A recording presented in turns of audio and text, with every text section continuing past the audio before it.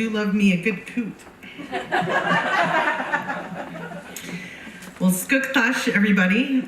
Anya Nepchogi, Gabriella Cázares-Kelly, Bisimo Ochkuk, Amjad, Anya Woodka Pima, Jokshan O'odham. Hi. My name is Gabriella Cázares-Kelly. I'm from the communities of Bisimo and Goop, which are located on the Tohono O'odham Nation, which is right here in beautiful Pima County, where I serve as your elected county recorder. Thank you. Our office is responsible for the voter registrations of 680,000 registered voters. And I am the first Native American to hold elected county office in Pima County. Thank you. And I'm one of only a handful of Native American electeds on the countywide level in the country. So I think it's really surprising to most people when they find out that I am not an adventurous person whatsoever. My family can definitely, they can figure out what I'm going to order at every restaurant we go to, even if I've never been there. I like to watch the same movies over and over until I can quote them, mostly Star Trek. And up until 2017, I knew exactly where I was going to work and where I was going to retire. And so what changed? I accidentally went on an adventure. In 2017, it must have been 2016, a friend of mine at the tribal community college, I worked at Tohono O'odham Community College as an academic advisor, and a friend of mine was convinced by a community org to hold a voter registration table for our students. And I said, oh, I'll sit with you, because it was an opportunity for me and my friend to hang out all day in the student lounge. I was more interested in goofing off that day. Well, it turned out that my friend got reassigned. He had to do a campus tour, and I didn't take the training. But I said, you know what? Voter registration is super easy. I bet I could do this. It's fine. Don't even worry about it. I got this. But it was hard. It was really hard. I was registering Native American students who lived in a community with no physical addresses, meaning no house numbers, no street names. There are places like Chokutkuk and Shchuktuak and Hikwan and Bisnamo and Gawo'o. How do you spell that? And how do you put that on a form? And so I started checking the recorder's website, and I clicked on every single link on the website, and I couldn't find what I was looking for, and so I called, and then I kept calling, and I kept calling and calling and calling because there were so many different questions, because it turns out that voter registration is actually very complicated. I called so often that I removed my sister from speed dial and I put the Pima County Recorder's office in there instead. And I even downloaded a picture of the former recorder, and I had her little face shot. Let me give the recorder a call. Let me ask this question. And so I became obsessed with voter registration. I was shocked at how hard it was, especially for college students, not just Native students, but non-Native students as well, students who had come from all over the country, who maybe were from California and moved to Arizona to play basketball and go to school here, but their parents, because they're empty nesters, moved to New Mexico because it's cheaper, and that student, they didn't know where they lived. Well, I have a driver's license from California, but my mail is kind of, I don't know where I get my mail. So I became hyper obsessed with the recorder's office, and I was calling there all the time. And around the same time, 2017, Trump was inaugurated. He became the president the first time. And around that time, we were really worried about some of the campaign promises that he made. One of them was build the wall. Every single appearance he was on TV, you would hear people chanting, build the wall. Well, the Tohono O'odham Nation, the tribe that I'm from, the reservation's the size of Connecticut. Most people have no idea it's here. We are not a community that crossed the border. The border crossed us. And we actually have families on both sides of the border. We have communities, we have our language, we have our culture. And it's so common. It was so common when I was a young person. When I was growing up, we would drive down to Mexico for a party or for tacos or to go shopping to get the good flour and the good corn husks with my grandma. And you would drive up to a gate that somebody had just made. It was a homemade gate and made out of mesquite and baling wire.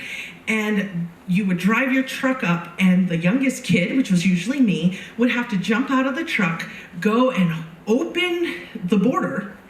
The truck would drive through, and you'd have to close it back to make sure, you'd have to make sure that it was secure so that the livestock don't accidentally wander in or out of Mexico. That was a line in the dirt. And so when Trump took office, he was talking about the border wall, and he was talking about dissolving reservations, two things I care very much about. And people were talking about it as if it was going to be the next Standing Rock. And we were worried that there would be droves of people coming from Ohio and DC and all over the world coming to the reservation in Arizona where it gets 115 degrees in the summer. People were going to come and get a heat stroke. We didn't want that. We didn't want people putting their bodies in front of machines. We wanted to know, how can we stop this on paper?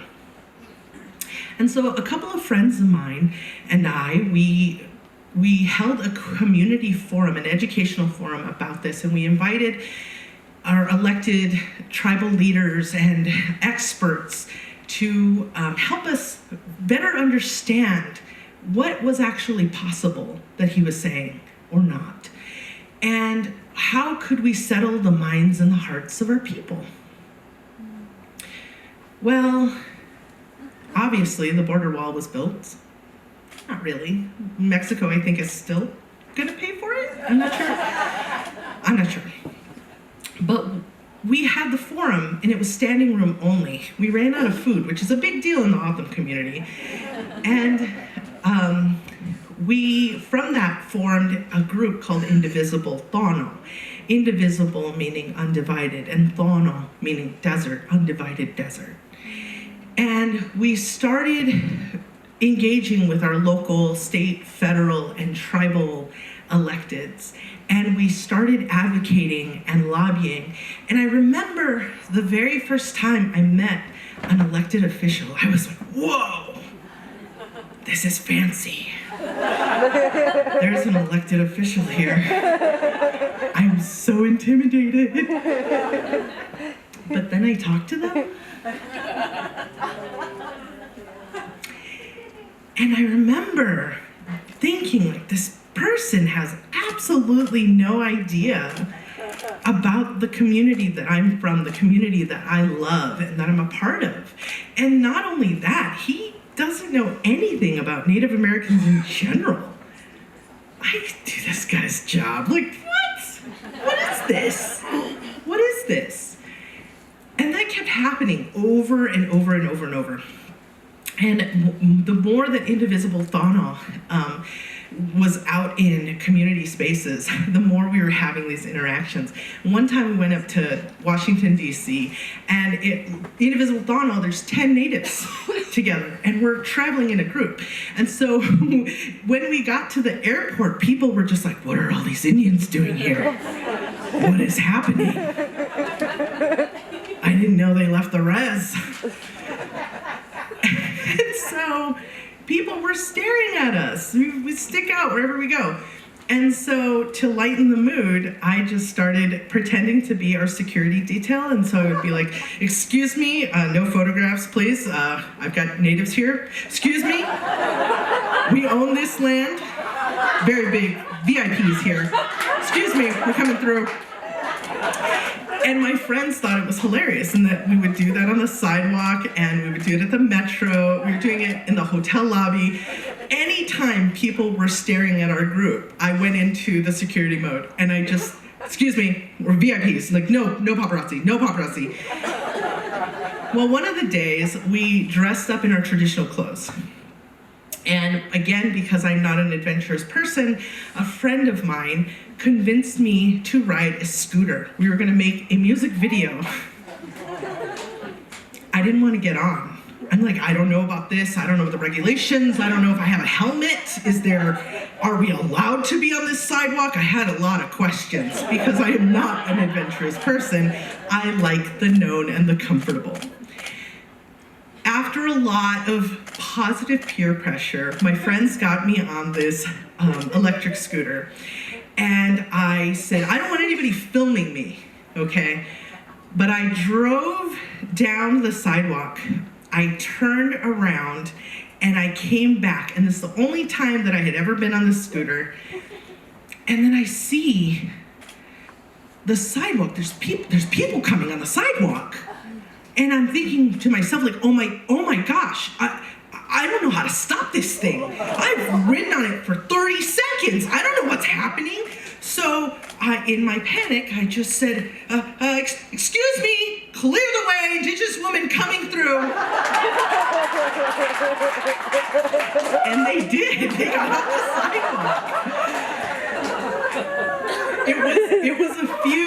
It was just a few months after that I decided that I was going to run for office to fill the recorder seat. It was an empty seat, and I had a lot of feedback. When I told people, I had one of two camps. I said there were people who supported me who said, oh my gosh, you should use your Indigenous woman coming through. You got to incorporate that somehow. Because there was a video, and of course it went viral on Twitter. You can find it on my website. But then there was a lot of people who said, you know, you really shouldn't. Because your base is white, middle class, in-town folks, and they're gonna feel alienated. I really wish that it was easy to say that it was, of course, I'm gonna be myself, but when you are asking people for money and their time and their vote and their energy and your love and support, it's okay to ask. It's okay to be yourself when you don't have to ask anybody. But suddenly I'm trying to get everybody to like me, the politician, this is me. And so I had to make an active choice whether or not to incorporate that. And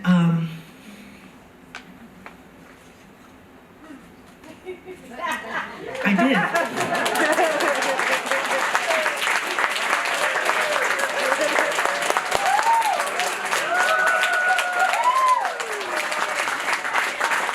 Indigenous woman coming through, whether you're ready for it or not.